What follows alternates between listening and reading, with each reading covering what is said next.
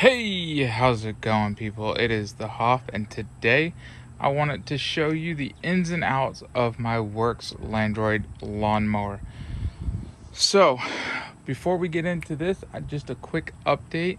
It is going to cost me around $111,000. That's the quote I just got to finish the basement. That's not including any equipment for the home theater install, and that's not including the wiring that is needed for any Ethernet and any other type cables, tubings, the rack, anything else I need that will go for speaker cables and all that other good stuff. And all that has to be pre-wired while they're finishing the basement.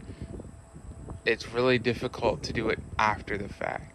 So hopefully you guys will like, subscribe, and if you want, share out the video, because all that helps in getting all of this done, and I greatly appreciate this, you guys. So without further ado, let's get into the Landroid. Now, I didn't want to do the typical unboxing. I mean, I could tell you what you get depending on what you order. You might get some accessories with it, but when I ordered, it was the Landroid. I ordered the top of the line model. It was perfect for my yard, and it basically does exactly what I need it to do. But there are a little bit of things if you don't really know, it becomes more difficult, and I'll explain those. So when you order, you might get exactly what you see here, and that's it. Or there's times, like when I just checked a little while ago, it said you get like this garage cover that puts an awning over it. Now for me, I might need to look into something like that. It's quite pricey, but I'm going to tell you one of the first little issues. Not a huge issue, but it's a little bit of a minor issue. So I have an irrigation system. My neighbor has an irrigation system. If you run your irrigation system earlier in the day, and I have this underneath my awning, like patio, it's kind of here, so that shades it and it's not getting quite as much sun. When running the irrigation system, you have a little sensor right down here for rain. So your irrigation system, when it hits this, is going to trigger that, and it's going to pop up stating a rain delay.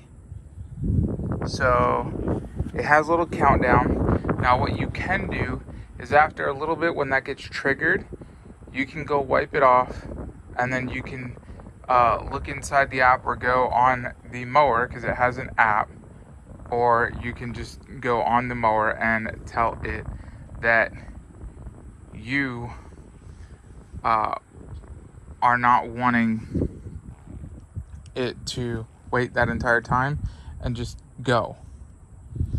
So that is a little bit of annoyance, because if it's not raining, it's not like actively sensing water droplets hitting it. It's just still a little wet. You got to kind of deal with that. And where I have it, at least, the sun's not beating down to dry that area up, and I don't have the little garage thing over, so it tends to get a little wet. The other thing is I gotta eventually move this back wire here, but I'm the one that deals with that. So I might create or get the garage thing and put that garage thing over, and then do something behind it to kind of look nice, so it looks a little bit better instead of just grass growing up there. But I wanted to like show you all of this. As you see, all of that is where it's not cutting, and there's a specific reason for that. If you notice, I just dug right here, and right where my foot is, that's where the line I have moved. Reason being, I could have went maybe a little bit closer to the house, but I wanted to even it up to go straight into where the dock is, and that's for a specific reason. The way way this follows, it kind of does in the middle, following the boundary wire to get home. And then whenever it's cutting, it does the same thing. And then with my yard, you also have the issue of this little hill. But as it's following that boundary wire, if it's right up against the house, like it doesn't dock or like misses the dock, or for some reason comes over this way to follow the boundary wire to then go up and come back home, it's going to keep knocking against the house if you have it really, really close to the house. And then you're going to have that issue where it's going to act like it's stuck because it can't get over where it needs to go. The other issue of why I had to move it the way I did is because of this area right here. It just can't get that area so great. It goes up and then gets stuck. And it's starting then to dig into the ground. And that's just not going to work out. And it will then tell you that it is stuck, or it will say that it is upside down, which is definitely something you don't want to deal. Like, the point of this is to have a robot mower that mows for you, and you don't have to keep attending to it. If it continuously gets stuck and you have to attend to it, then what's the point of having one? So I had to move it around because certain inclines, especially if it's coming up at a side angle, it's just not going to do as great at registering how it's doing, and it's going to act like it's flipped over. So then you're going to get the warning and you're going to have to attend to it. So I had to come over at an angle and then go up the side of my house. But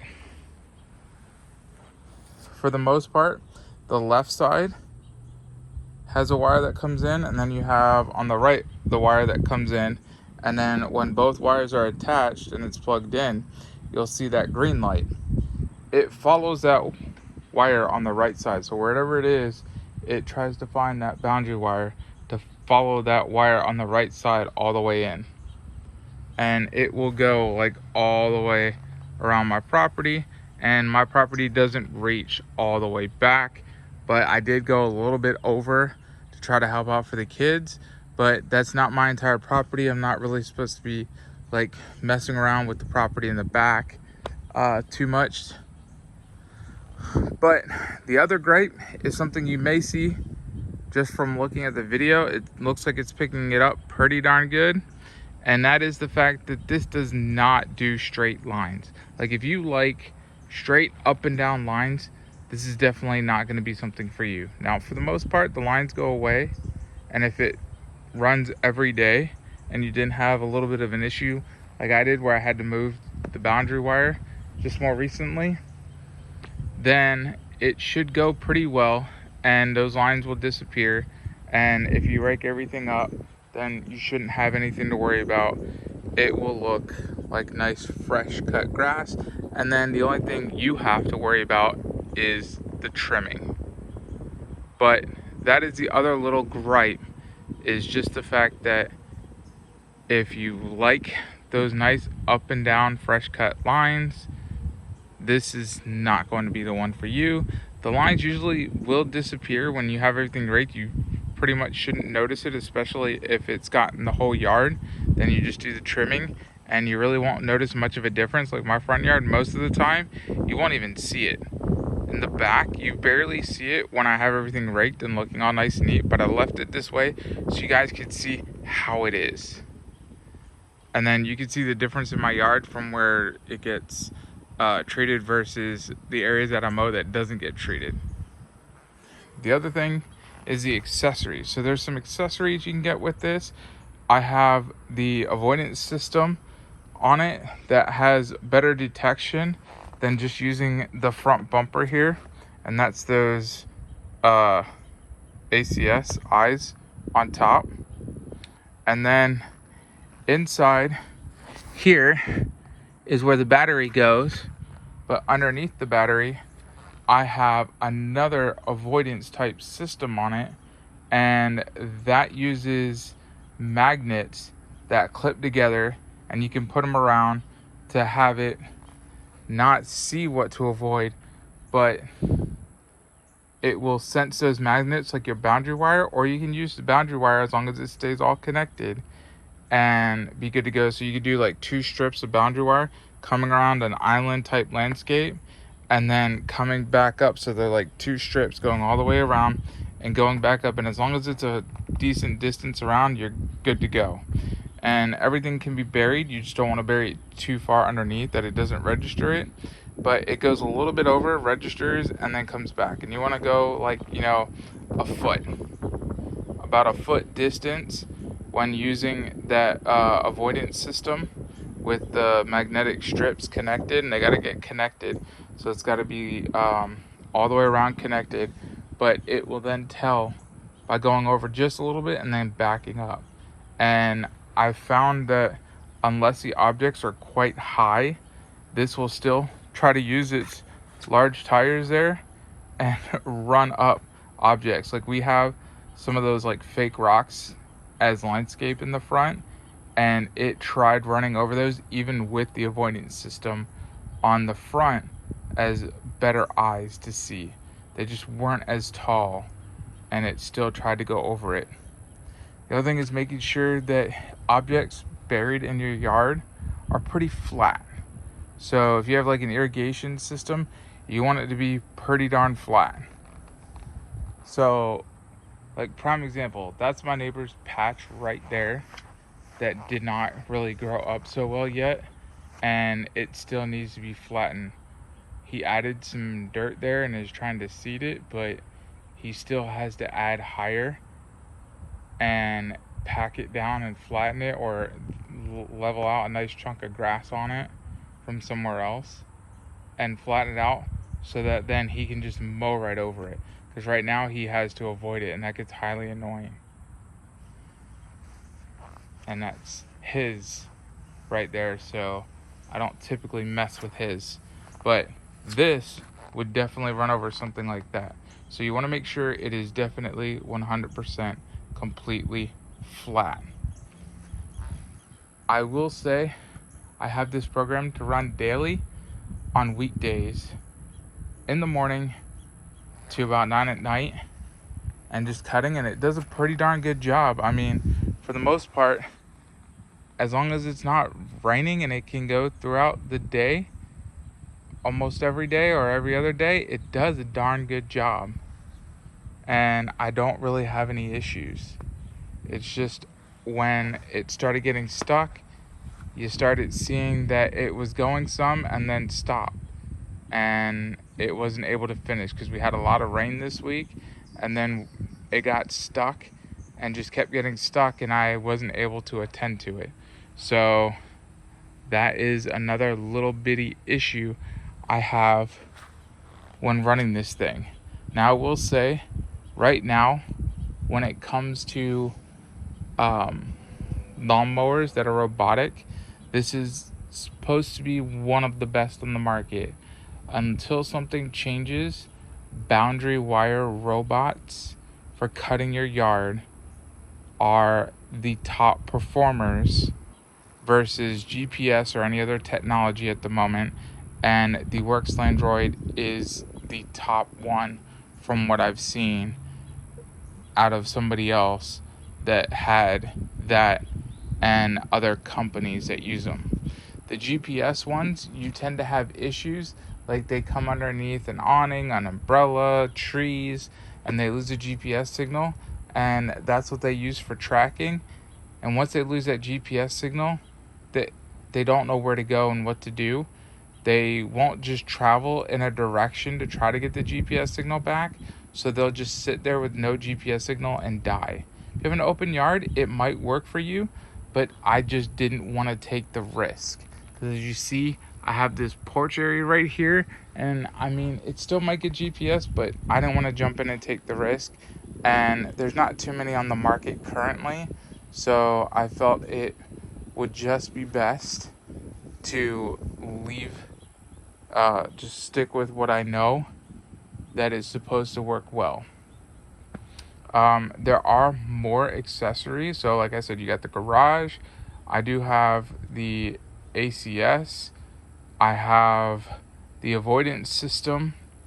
You can get a Wi-Fi extender, which that's another thing. This requires that you set it up to be on 2.4 gigahertz network solely.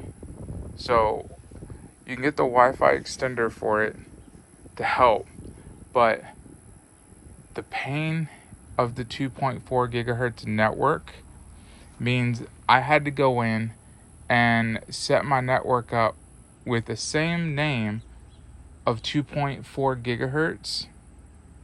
So then my phone would connect, and then I could use my phone to connect to this, saying it's only 2.4 gigahertz. And then once that was connected, I could revert that network to show 5 gigahertz available. So my phone and other devices would then connect to the 5 gigahertz that were capable of doing it, where this is not. And the biggest reason that this would not be the 5 gigahertz compatible is because of the range. The 5 gigahertz range is just not there. But the range of 2.4 gigahertz is fairly long, so you should have ability to still get information from your device.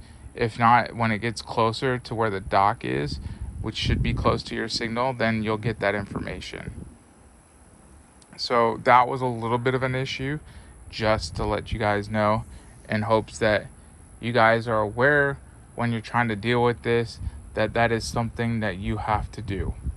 The other thing is, this one is GPS capable, but you have to buy the GPS accessory unless it comes with it. And when it comes with it, you get 1 year service, then you got to pay for the service. I mean, that's fantastic having a GPS in it in case someone decides to walk off. When it's on, you can go say, hey, you got my thing, the GPS tracker, and you are able to go and get your device. It will track it down to where someone stole it with that GPS locator, as long as they don't figure out that it has the locator and disable, turn it off, whatever, to deal with it. But that is a nice added feature, and it's pretty well hidden within the device that someone that tries to take this and they're going to use it for themselves is going to have a bad day, because that is one of two things they use to try to help make sure that this device stays as being your device for theft. You could also use various things to, strap it down to your yard and lock it to something on your house and put something around the base station. Or you can just rely on their things, which is that GPS tracker plus the pin. You got to input a 4-digit pin when you turn on the mower and let it sit there. So if someone takes it, the mower is going to register while it's on that it's been picked up, and you're going to get a warning.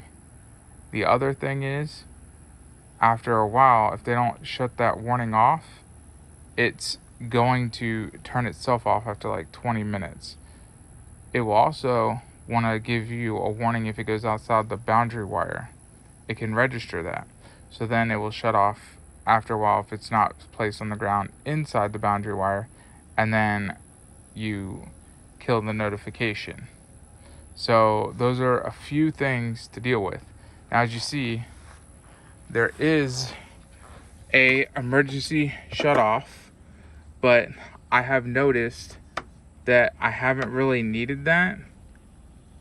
It does have a nice bumper and will register, and it shouldn't have any problem with pets, kids, or anything in the yard. There is a party mode, which essentially all the party mode does is if you go ahead and want to have family barbecue, where you're all playing in the backyard for a good amount of time and you don't want this getting in the way, you turn on party mode, and regardless of what your schedule settings are for this to run, it's not going to run. And then you can disable party mode and you're good to go. You have 6 various height settings there, and I try to keep it at the lowest setting, so it always will make everything look amazing, especially knowing I'm in an HOA development. and they're always checking out on that stuff. You do want to make sure that your mower is, the base here is level. I might have to adjust mine. As you see, it's sitting on top of the charging, which it's still charging and it's still gonna work, but it's just sitting on top. So without further ado, let me show you how loud this is, and then we can go ahead and end this video.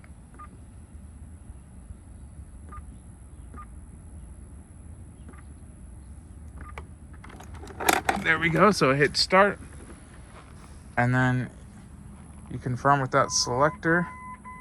It gives you a little bit of a warning telling you that to please back away. It's going to start the blades. That's what the charging dock looks like.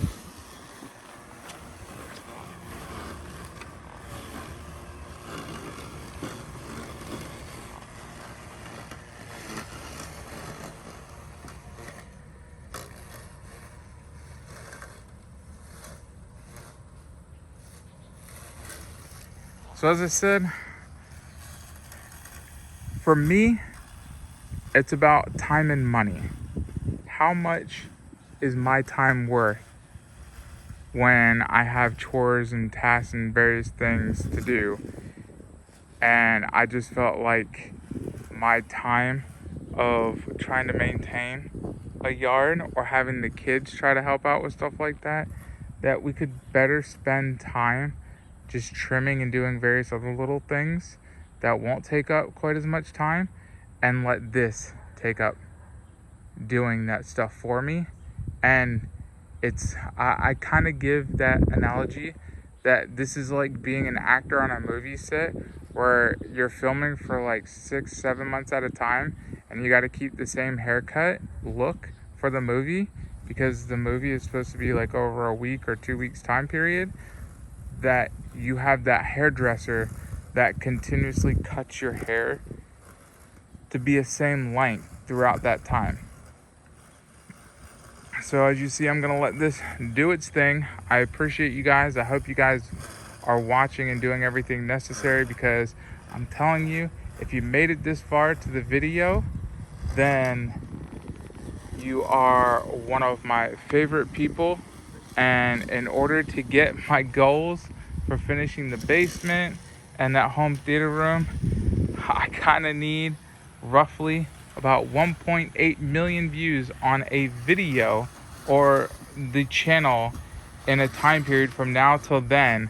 That would kind of help me finish this basement the way I would like, without having to save up for a lengthy period of time. That's my rough estimate, and that's only if the YouTube algorithms are still paying at the amount they've been paying at for me. Thank you guys for watching the video. I appreciate your time, and if you could just give a little bit of time for today's sponsor to help me out, that's all I appreciate, is helping me out on this journey. And I will get back to you guys with another video very soon. See you guys next time. Hey, quick question for you. Are you happy with your current job or career? Do you like going to work every day and see yourself doing what you're doing right now forever? If not, I'd like to share with you a little bit about the sponsor of this video, the Programmer Coach. The Programmer Coach is an online coding program that helps people learn how to code and get a high-paying job as a software developer. Their program is unique in that they teach you how to code by doing through practice, which is truly the only way to learn any skill at the end of the day, right? Plus, they provide you with coaches to help you whenever you run into any issues. They also have career coaching and placement services, where they work with you and help you get your first job as a software developer. And the best part? Their program is affordable and accessible for anyone and everyone. That's right. You won't pay the bulk of your tuition until you actually land a job as a software developer. To learn all the details you would ever need and get all of your questions answered, simply go to becomeaprogrammer.com. Once again, that's becomeaprogrammer.com.